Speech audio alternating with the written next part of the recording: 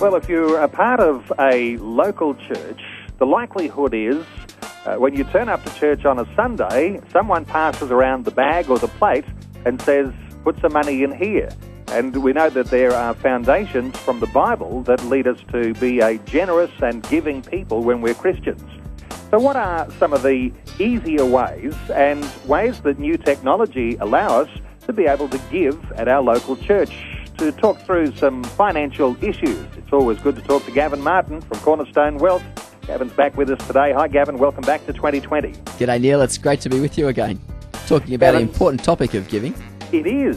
And last time we were talking, you said something that caught my imagination. You said when your pay packets come in, and if you're talking about perhaps a husband and wife, each working a job, they get paid, and you said, put your money into a single account and then organise automatic deductions from that account. And you said something that caught my imagination. You said you might pay your tithe, or when we talk about church offerings, sometimes we use that word tithe. It means 10% of what we might earn that we give to God.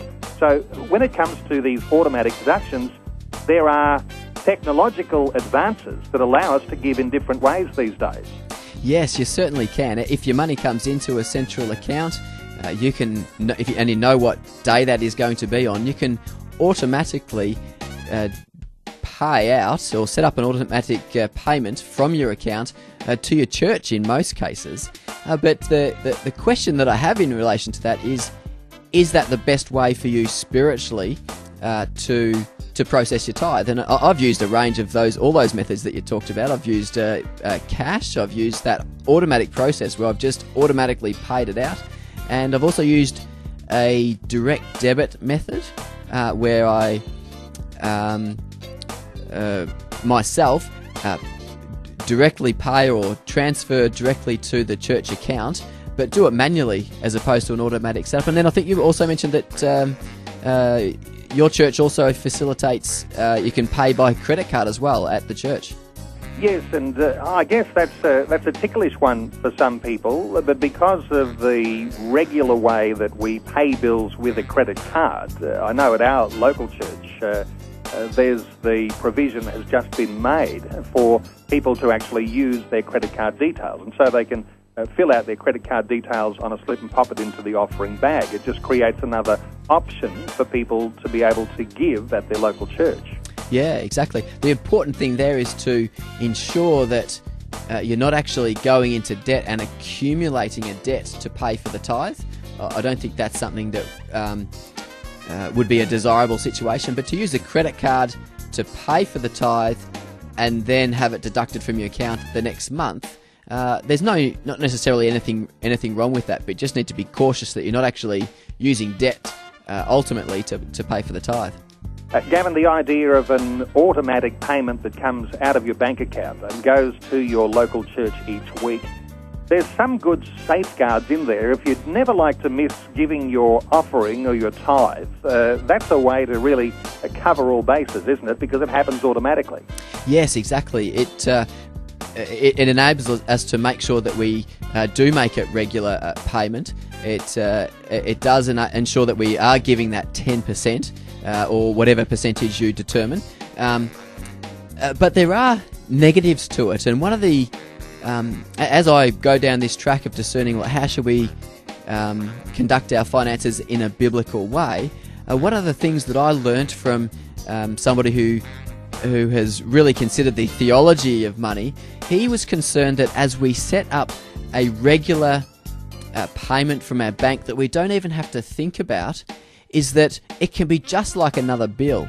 It's just like us paying the electricity bill or some other bill, whereas he was suggesting that potentially that takes away from the whole purpose of a tithe, of us being thankful for what we get and giving part of that back. Because as we give the tithe, I guess we have a posture or a approach of, thank you, God, for the providing for me, and here's my tithe, and thank you for that provision. When it's just an automatic transaction coming out, it sometimes can be just treated like another bill, and it doesn't let us have that, that thankfulness about God's provision to us in that scenario. And I guess having learnt that and thought that through, that's how it was for me. It was like another bill, and I didn't have that thankful approach to the provision that God had given us, and then giving of that provision.